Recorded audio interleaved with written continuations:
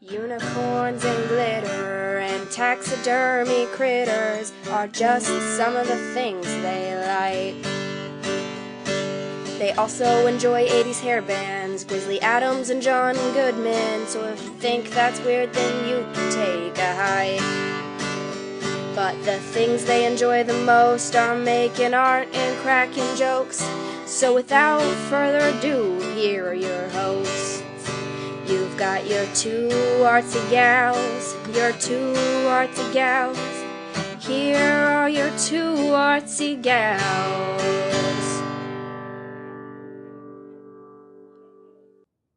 Hey everybody, this is Katie. And this is Lonnie. And you're listening to Two Artsy Gals. Yay! So we're really excited today because we have a guest and we're just going to get right into it. My friend Lisa Vollrath is coming to talk to us. I met Lisa, I think probably close to 4 years ago. Yeah, that sounds right. In an art group that we were in. And we've done lots of cool art swaps together, and she's an amazing artist, and she's super awesome and hilarious, and I love her. And she also, though, one of the things that I was the most excited about when I started getting to know her was that she has a background in costume design. And you guys know I kind of geek out about that kind of shit. I like designing and sewing costumes. So, yes. Lisa. Yes. Everybody, this is Lisa, and she's amazing. Hi. And you guys are going to love her as much as I do. So, and she also is pretty good at the swears. Yes, I am pretty fucking good at it. See? There you go. It rolls off like... We actually bonded over our desire to start cutting bitches one day. We're like, I'm just going to cut some bitches. We should make shirts that say that. I try to rein it in a little bit because, you know, I'm in business online, but in general conversation, I do tend to drop the F-bomb way more than is appropriate. Well, you know, it happens. My son calls it a sentence enhancer. Yeah, I think we should. Yeah. I think we should use all our words, including all of those words. I do too. There you go. But that's thankfully not what this podcast is all about. So, although it would be fun just to one day figure out how many dirty swears you could come up with just for shits and giggles. But, a lot. Yeah, a lot. Yeah. But so Lisa, can you give our listeners a little background on your schooling and what your degree was and what groups you toured with and stuff like that? Yeah. So I kind of backed into costume design. I grew up in a house where my mother made a lot of my clothes, and my grandmother was a member of the Garment Workers Union in New York. And oh, cool. So I learned about sewing machines about the time that I could see over the top of the sewing table and still reach the pedal. And Grandma started me off sewing doll clothes. So my Barbies had the coolest clothes on the block. They were very fashionable. They were very fashionable. And then as I got older, my parents would give me just a nominal amount of money for school clothes, but they would give me all the fabric that I could use. Oh, awesome. Yeah, as long as I used up what they bought me, they were always willing to buy me more. So by the time I got to high school, I was sewing everything but my jeans and my underwear. And I designed and made my prom dresses, and so I was really good with the fabric, but I went to college thinking that I was going to be a doctor because I was also really interested in science. Huh. And I happened to I needed a fine arts elective. I decided to take intro to theater, and I happened to sit next to someone who was in the theater department, and she complimented me on the dress I was wearing the first day of school. And I said, thanks, I made it. And she grabbed me by the arm and dragged me down to the costume shop, and I never left. That's pretty awesome. Yeah, it was, she walked me in there and said, Diana, this girl made everything that she's wearing, and she said, sit your butt down and start sewing. And I did. What a bunch of bullies. No, just kidding. Yeah, it just never really occurred to me that sewing shit could be a career or a thing or something that you would do in college. And Diana Polsky set me straight. So I spent 3 years at Cypress College, sort of dicking around and learning about theater and lighting and designing some small shows. And then I transferred to Cal State Long Beach, and I got a degree in technical theater and design for the stage. And my junior year of Long Beach, my major professor said, you need to go to graduate school because your designing is good, but your drawing is for shit. So they kind of arranged it so that I got a scholarship to University of Michigan.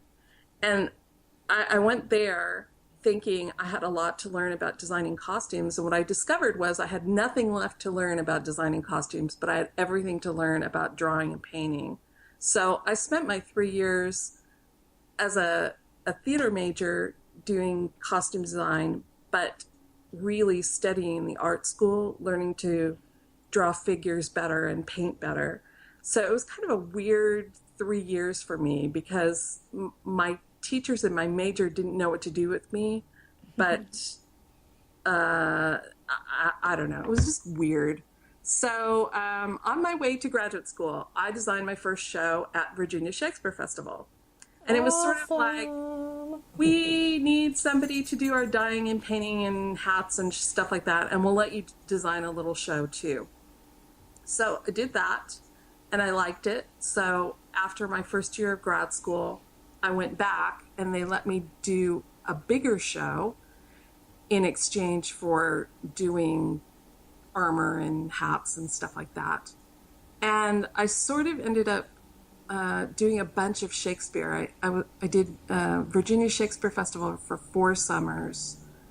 Somewhere in there, I did a summer at Texas Shakespeare Festival, their very first summer, with a whole bunch of people from Virginia. It was like, we need to start a Shakespeare Festival in Texas, so give us a bunch of people who all know about Shakespeare festivals, and we'll hire them, and they'll start our festival for us. So we did.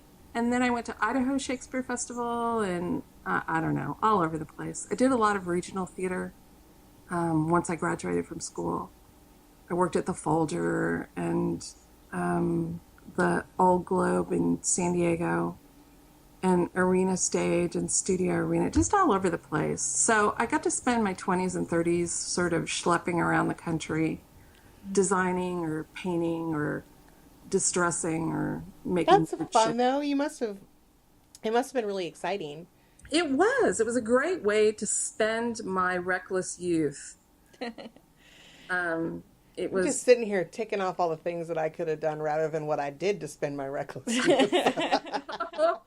Yeah, we probably did some of the same shit. I followed the Grateful Dead, so I did travel around, but a lot of the theaters I worked for, there's not really anything to do when you're in from out of town for 6 weeks with probably no car and none of your stuff. So there was a lot of drinking and fucking because that's all there was. I'm recalling a story about you carrying someone in a mermaid costume. Oh my God, yes.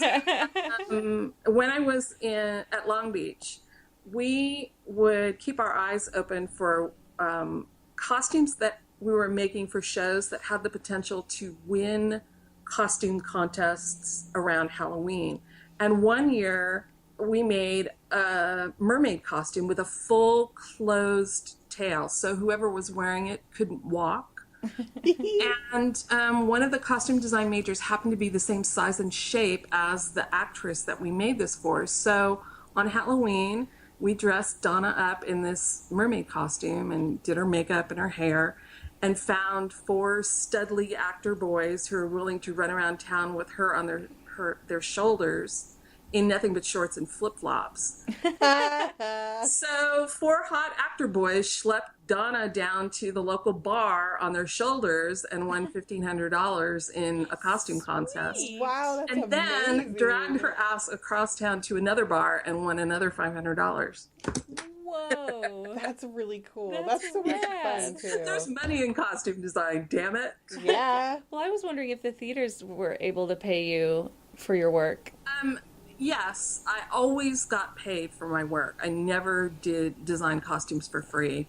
And that's something that graduate school bought me. Awesome. You know, when you go to grad school, you get to skip over all that unpaid intern bullshit. Yeah. So, yeah, I got paid. I mean, it wasn't a lot, but it was enough to live on. Like, I lived alone in apartments when I was out on a job. Wow. So, Oh, that's nice. You didn't Yeah. have to, like, stay in motels Or and- dorms or something. well, Yeah.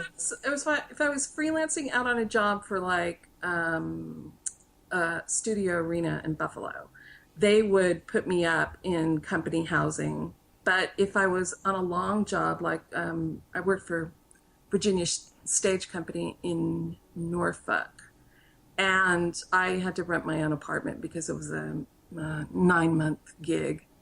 And Oh, wow. Yeah, they don't put you up in housing for that kind of stuff. no. Well, that's awesome. Yeah, Well, it's fun. I'm kind of jealous, actually. I'm not gonna lie. I'm a little envious.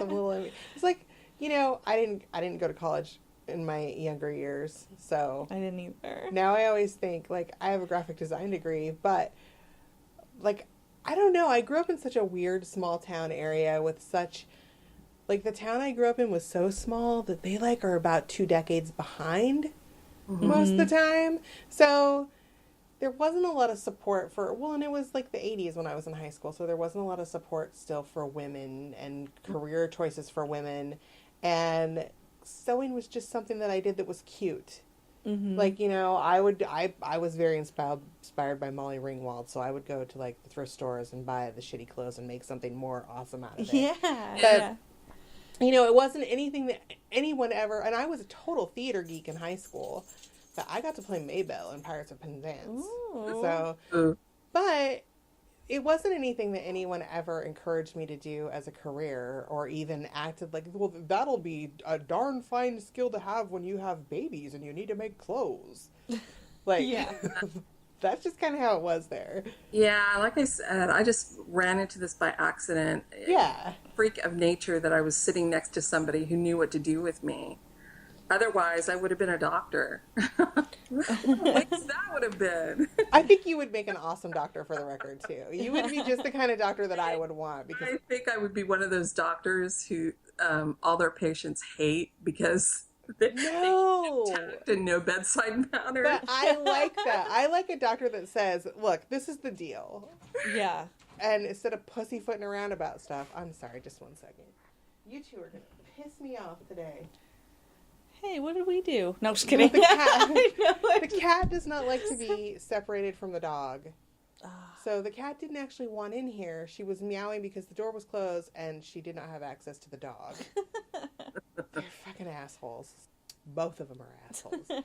We're kind of using this, using is not the right word. We're kind of doing this in the context of giving people advice for designing their own costumes for Halloween and stuff. And not Yeah. everybody, Lonnie and I are going to have a Pinterest board for this, because we don't want to freak everybody out and make them feel like they have to design their own costumes and sew them. Like, there are non-sewing options. But for those of us who do like to sew, I think Lisa has some pretty invaluable advice to give us. So let's I talk. think always at Halloween, the thrift store is your friend, and the sooner you can get started, the better. Yeah. Totally. But, okay, so when you're designing for stage, you're designing for the appropriateness of the character, but also for the comfort of the actor. Like, you can design a beautiful costume, but if the actor can't move in it and they have to, you failed in your job. So for me, a Halloween costume, if you're going to a Halloween party and you design yourself a costume that doesn't allow you to hold a beer, you have failed. Right. Totally. Good point. Yeah. You know, you want to be comfortable and you want to be able to have fun. And I think people very often design these Halloween costumes that are really elaborate. And then they get out with their friends and realize, I can't walk in it, I can't sit in it, I can't hold a beer. You know, people are using my costume to hold their beers. So you want to consider all of that kind of stuff when you're designing for yourself. And really, you're designing something that you can have fun in. You know, you just reminded me one year. This is why my dogs are in their kennels right now. Yeah. I should have put him in his, but he would sit downstairs and bark anyway. It would just be farther away from us. But you reminded me of a story of, I went to my friend Lacey's Halloween party one year, because she always has this big party, and there was this guy there. He was so mad at me by the end of the evening because I was super drunk and just chose him to pick on, because he had this inflatable, he was like a cowboy or something. So he was wearing like a cowboy costume, but then he was in an inflatable bull. Like, so he was a bull rider. Uh-huh.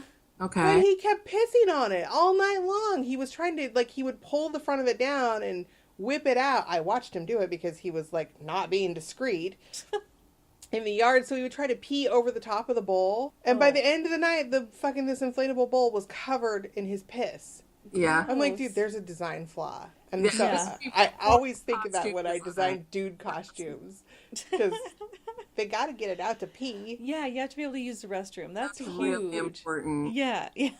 You know, I did wedding gowns for a little while, and it really important for a bride to be able to pee regularly, because that whole getting ready part is really long. Yeah. Like, don't put her in a big fat dress that she can't pee in. Otherwise, her maid of honor is going to be miserable all day long. No, that's true, because you're going to be the one that has to fluff up the... Yeah. I've had a couple of Halloween costumes where, like, because, look, I am of the school of thought that Halloween is an opportunity to totally whore it up. So the more, like, boobs that are showy, like, really it's just an excuse to try to figure out how I can incorporate a corset into yet another costume idea. And I've had a few corsets that were a little, before I really knew how to make them and knew, like, the proper materials to use, I had some situations that involved the bathroom, trying to get in there and being so stiff that, like, I couldn't move to get in there and stuff. Like, I never peed in my pants, but there were some close fucking calls. That's all I'm saying. Yeah.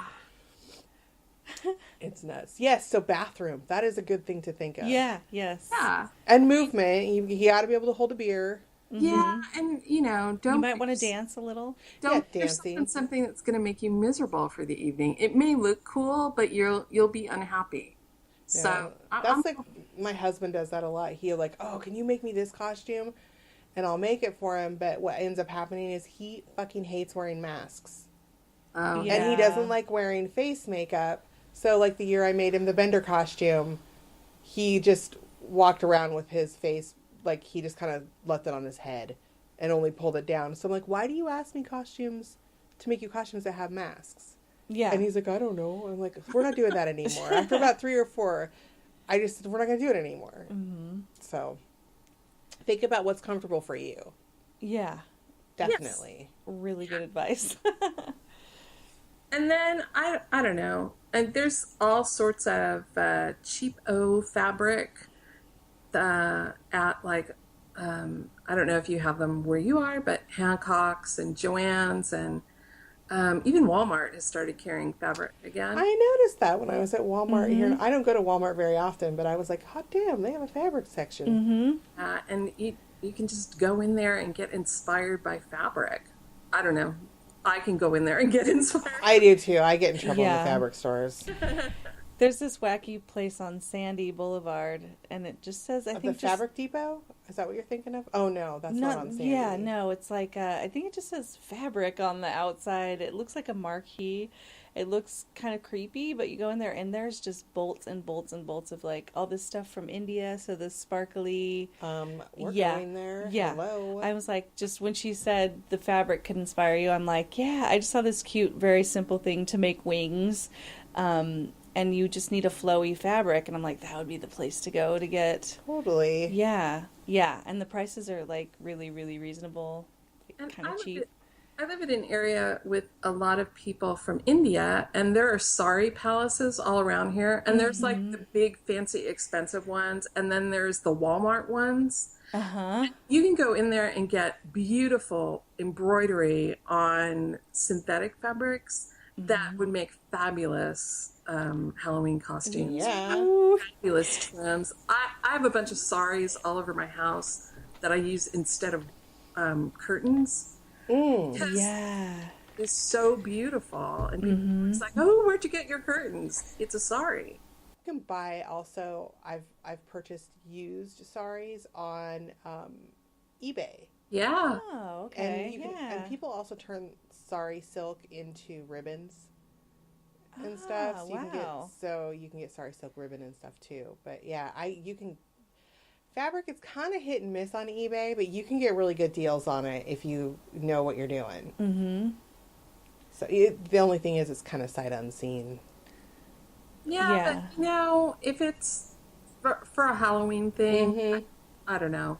Once you get it in your hands, you'll know what you do. Totally. Want to do with it. I know, and I have I have an addiction to tissue lame.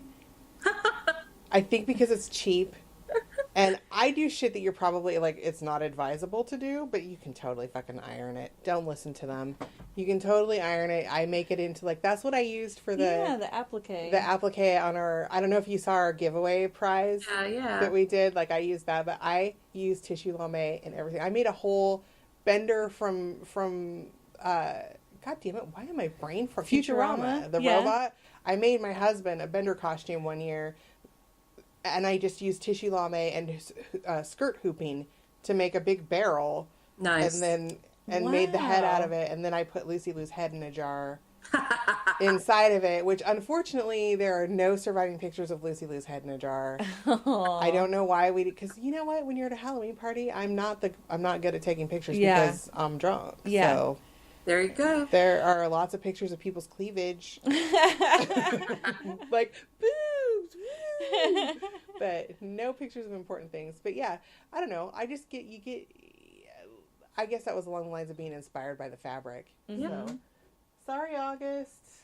Let the fabric inspire you is kind of where we left off, which is great. And also shop the sales.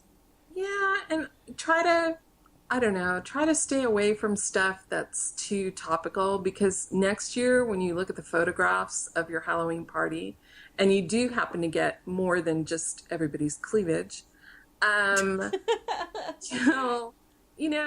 you'll think, what the hell was I thinking?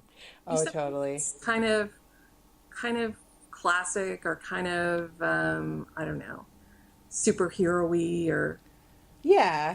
Yeah. Well, it is. I've seen some pretty obscure costumes, they're really obscure pop culture references that only someone who watches that show or knows that comic book or whatever, those are costumes that are great for Comic-Con, which I just went to and saw some awesome shit. But you're going to be telling people what you're dressed as all night long, and they're just going to give you a blank look, oh, what? That's a good one. Yeah.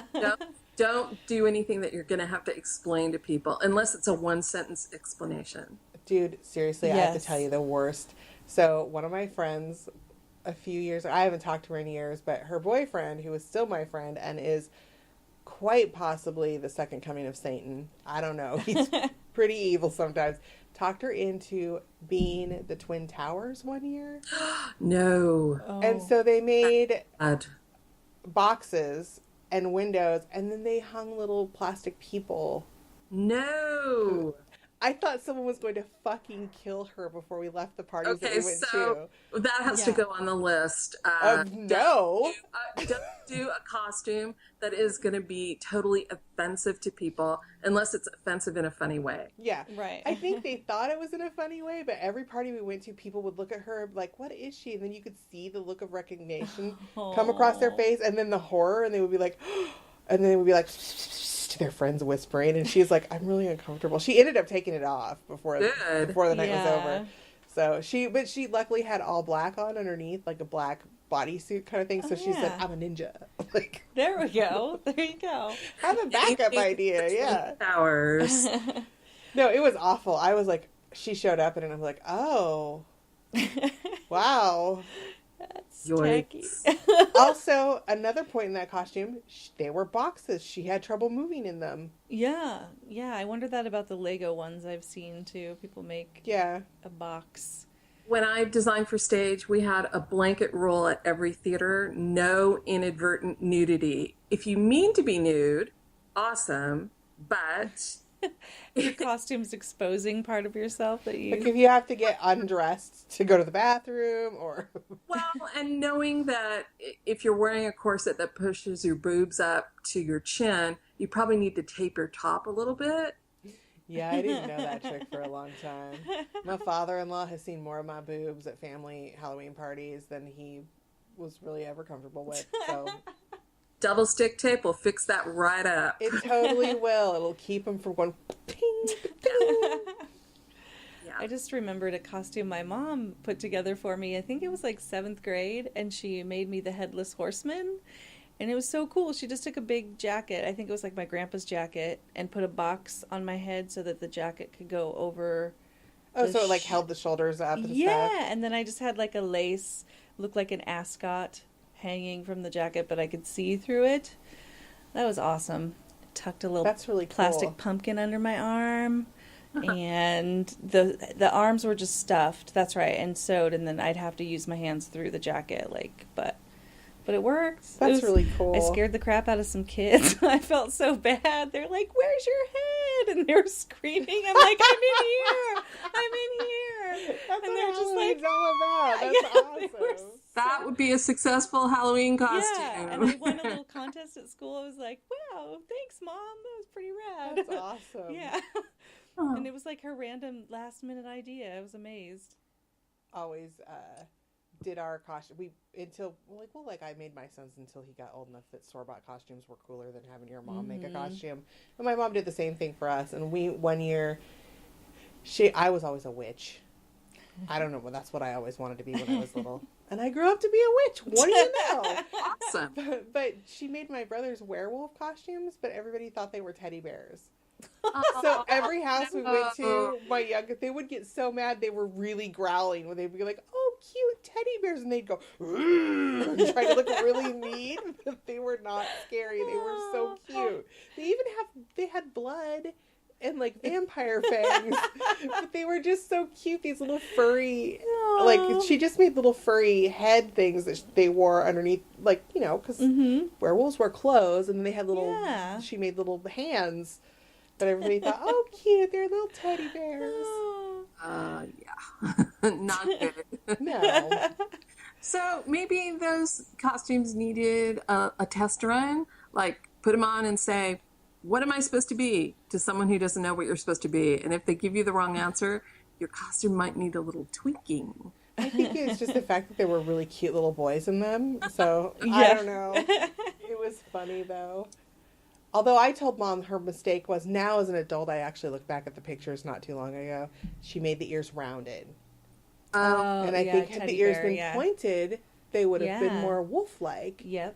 As opposed to little round, cute ears that are teddy bear ears. Like the bears that Lisa... Oh my God. I did not know you made teddy bears, by the way. Total fucking sidebar. Lisa sent us some pictures that I'm going to post on our...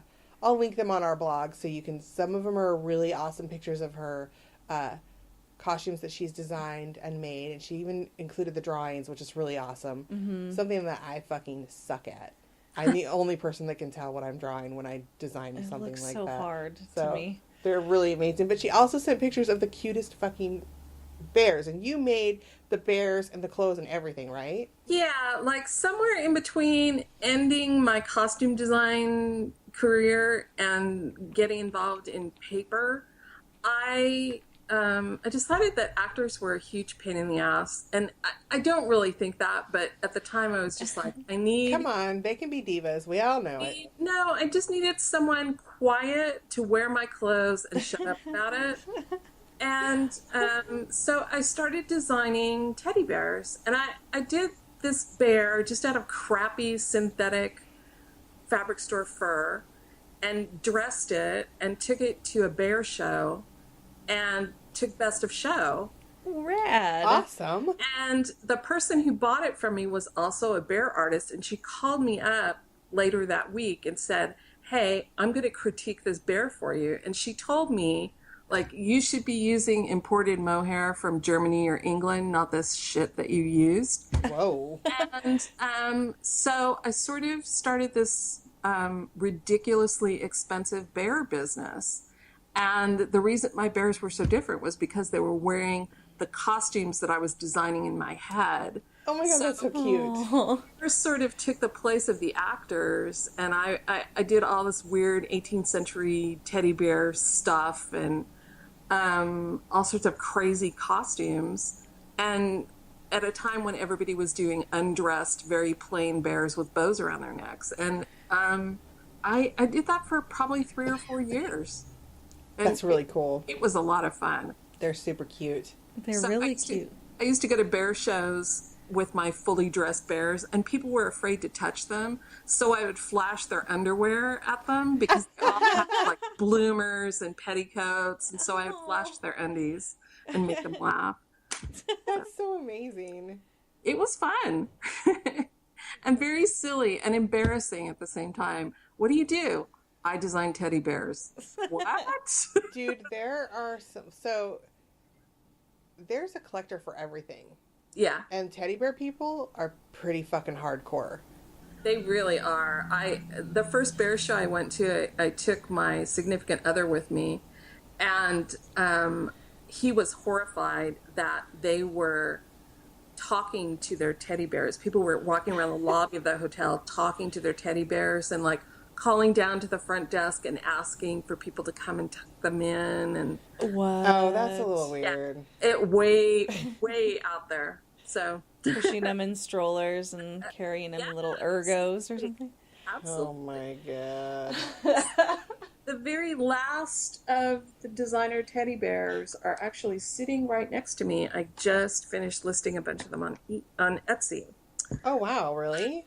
Yeah, I found this box underneath my bed, and I was like, what the hell is this? Oh, teddy bears from 10 years ago. Okay, don't need those. That's kind of funny. I have boxes of fabric from when I was designing costumes. I can identify the theater I was at when I bought the fabric, and oh, I worked at this theater in 1984. That's where I got this fabric. Yeah. That's not fabric hoarding.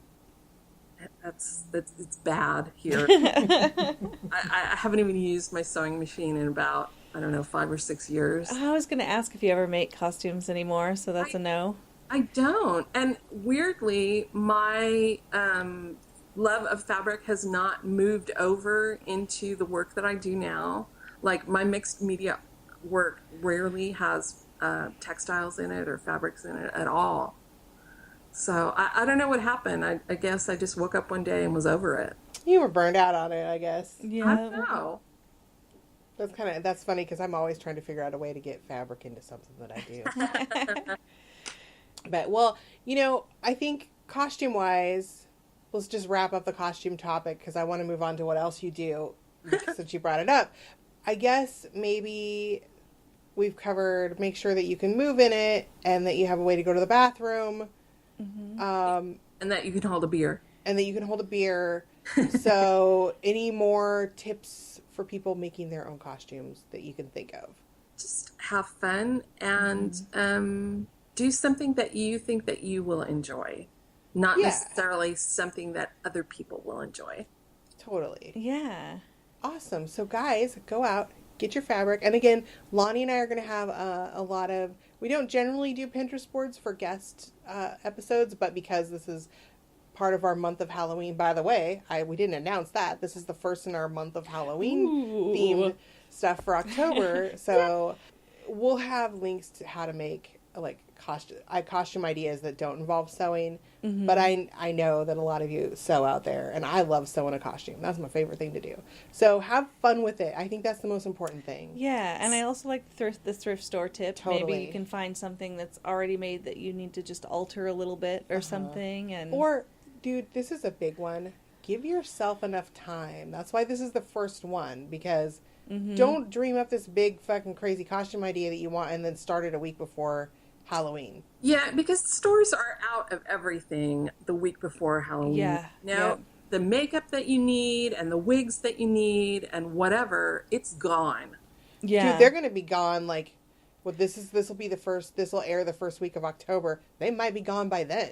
I know. But you still have time at this point to order stuff online or something if you need a specialty. And if you're making it, you have time to be like, fuck, I made a mistake. I totally have to tear this apart Yeah. and fix it. Because I need to pee. Yeah. I was actually going to ask you, and I don't know, Lisa, if there's a really good way to explain it on an audio podcast, because we kind of have that limitation.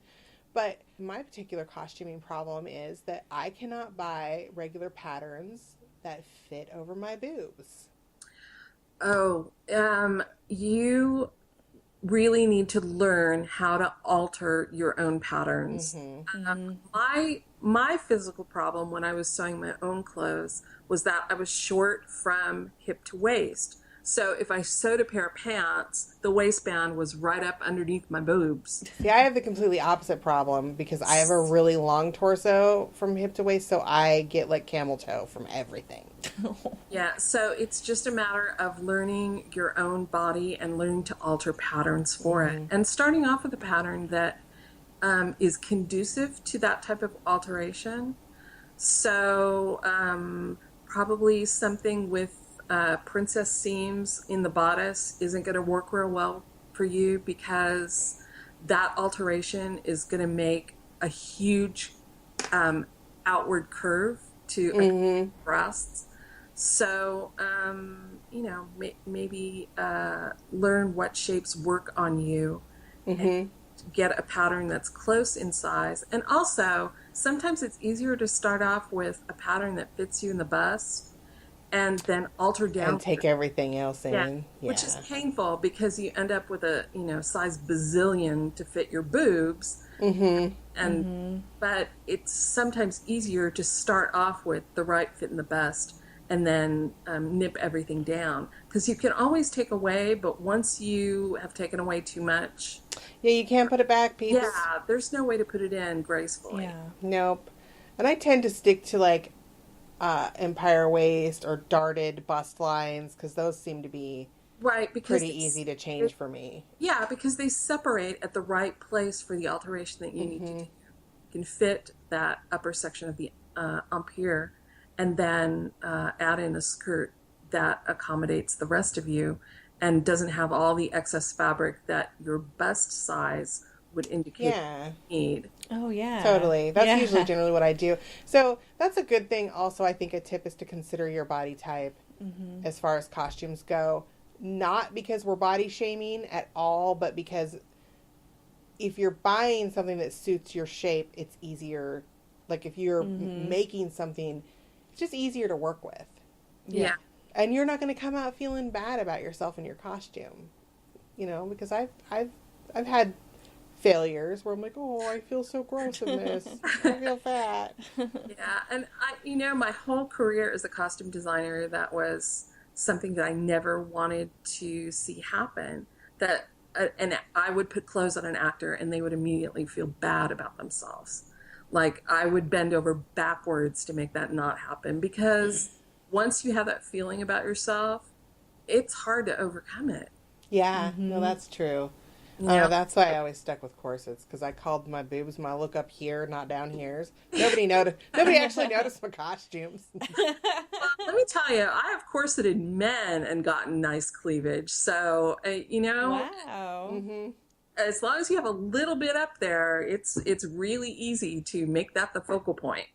I know. I kept trying to convince. I have a friend who always wants to wear corsets, but she wears a nearly A, which I did not even know was a size.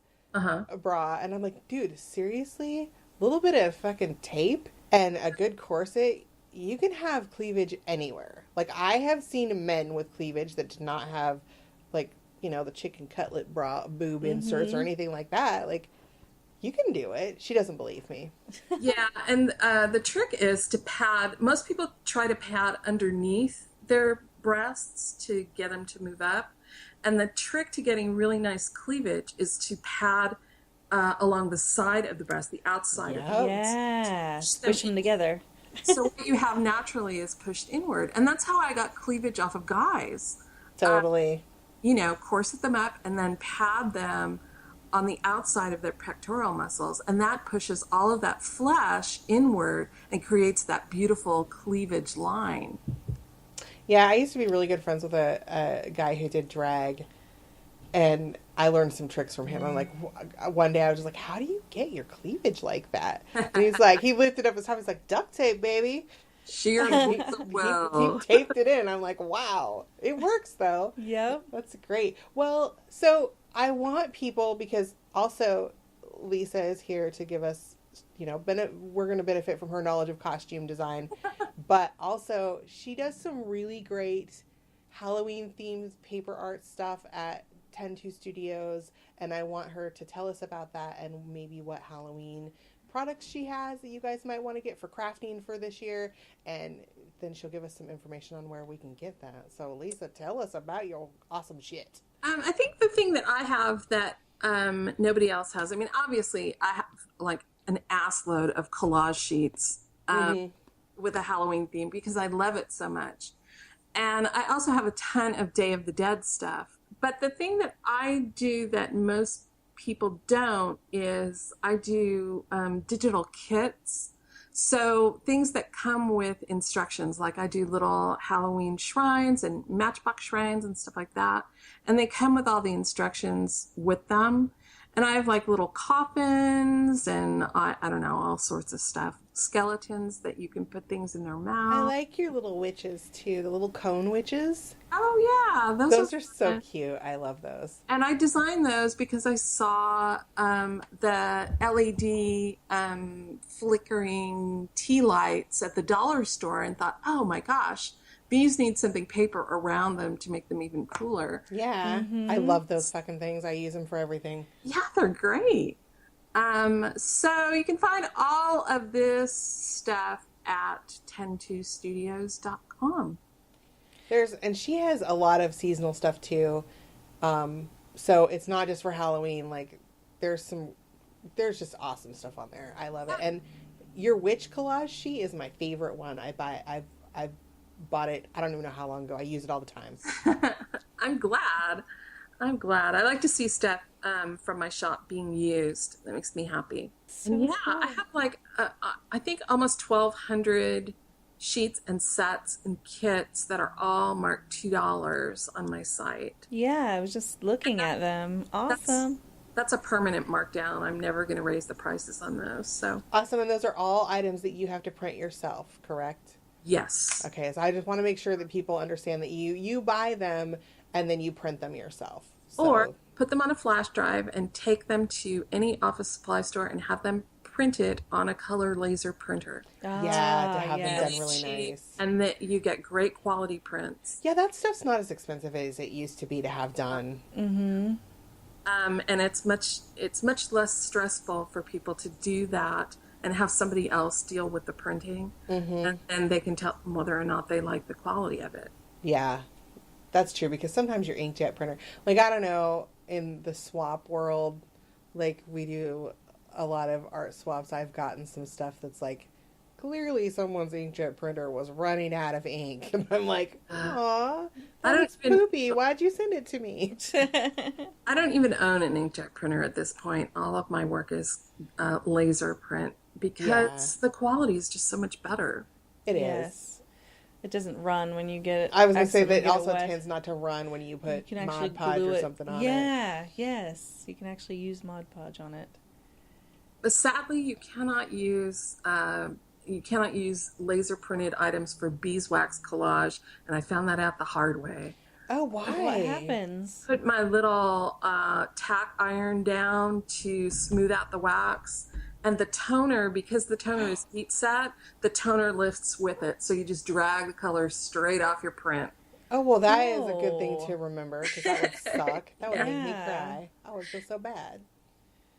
Wow. I would. That's awesome. No, Lisa has a lot of cool shit, though. I love. And you design paper dolls also. I do, and I have a bunch of Halloween-themed paper dolls. I love paper dolls, and any time that I have time, I draw new sets of them. And I try to draw them so that you can buy the doll and then buy all sorts of little add-on pieces so that you can do more than one thing with the doll that you purchased. So, like I have a series of Betty paper dolls, and you buy the basic Betty, and then you buy all of the various clothes that she has, depending on what you want. I think that we talked about your paper dolls. Now that we did an episode on paper dolls a long time ago when Sharon was still co-hosting, and I'm pretty sure we talked about your paper dolls then. Really? Almost positive. Yeah, I'm pretty sure we did. I just think it's awesome. My mom, that was one thing, because, we didn't have a lot of money growing up. So we go to the grocery store. There weren't a lot of things that I could ask for that my mom would be like, sure, and throw in the cart. But paper dolls were always a thing because they were inexpensive, and my mom liked them too. Mm-hmm. So we would just play paper dolls together. So I always have like happy memories about paper dolls. Yeah, and stuff. my mom too. Yeah, my mom likes them too. I'm going to show her your stuff. I actually found some vintage. Well, I guess I don't like to use the word vintage because I'm like, really, is shit from the 70s vintage? Am I that old? Well, yeah, Yes. God damn it. it is. I found a vintage Katie on the Farm Oh, paper dolls at a craft fair a couple years ago, and I bought them for my mom. I keep forgetting to give her, but I used to have Katie on the Farm sheets. Oh Sheet my set. I don't even remember I don't know what that was from, actually, because I was young enough that I was like kindergarten-ish when we had those, so I don't really remember what Katie on the Farm was from. I don't know. But I know Yeah. I found these vintage paper dolls. It's like, oh my god, my mom's gonna shit when she sees these. Cute. So awesome. Now, what's your site? Your site is just 102studios.com, yeah. and it's spelled out, not 102 Studios. Yeah, it's spelled out. And it's, I named my company for my birthday.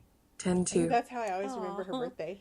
This will actually air. coming Let up me see. soon. Let me look at my calendar really quick because. Oh, you know what? This will air the day before your birthday. Oh, cool. So, Happy birthday, future me. my dog is being an a-hole. Yes, happy birthday, future Lisa. Sorry, my dog's so barky today. Jeez Louise. I'm going to have to do something with him before we record our next episode. Muzzle him? I don't know. He's getting so old and weird. But, well, anyway, we're going to wrap it up because we don't want to hold you hostage for too long. But thank you so much for coming and talking to us about costume design. Thank you, Lisa. I've been really super excited about having. I was like, I have this little list of people that I want to be guests on the show, and I'm like, how can I convince Lisa to come and do it? Let me All you have see. to do is ask. So, but I thought the costume design stuff, and I don't ever get to talk to you about that. Yeah, I don't really talk about it much because it's been so long since it's been a part of my life. But I have students, former students, because I taught costume design on Facebook, and that's all they know about me. So all the stuff that I do now is alien to them. They're like, no, she's a costume designer. That's kind of awesome. That's weird because I would be like, well, and I don't even remember how. I think maybe I had like in one of the groups that we belong to, I might have posted a picture of a costume that I made for my niece a long time ago, and then you commented that you had done costume design or something, and that's how it was a random thing. I was like, what, really? Awesome. Yeah, I know. That's really cool. Well, let's see. What do we have to do to wrap up the show? Make sure you go visit Lisa's website, and we will have links to the website on the blog, which is twoartsygals.com. So make sure you go there. Lisa gave us some really cool pictures that I'll put up. And our giveaway, hopefully we're done getting by closer. now, right? I know, we're creeping up we there. only need like, what, less than, I don't even remember how many more we need Well, now. we were at 164, and now it's 163. Somebody unliked us? Somebody unliked Fuck us. off. I know. I was so like, Oh, oh, my feelers are hurt. hurts. Jerks. Maybe they just liked us because somebody posted a picture of our awesome prize, and then they're like, oh, I'm not interested in this, and then they unliked us. I don't think unliking people is very nice. No. Jerks. I at least give them a while before I'd unlike Yeah, them. right? Like, Well, I haven't anyway. interacted with this for a year. Hopefully we've given this away, but like we're done. Congratulations to whoever won. Yes. Because there's a week between this episode. We have something else to go up next week, and then this will go up. Oh, okay. So there's that. But make sure you follow us on Facebook, just in case. And follow us anyway. We're Two Artsy Gals on Facebook. We're on all the social medias. You can go on the Twitter, because I tweet sometimes, and the Instagrams, and all that stuff. And also subscribe to us on iTunes and Stitcher, so you get your fresh episode every week without having to wonder and you can leave us some awesome feedback. That would be great. So next week, let's see, next week we're going to be talking about Halloween lighting and like cool light effects that you can use to make your shit look awesome and spooky for Halloween. Some cool stuff. I know, right? Yeah. All right. So until next week, go make some cool shit, yo. Do it now.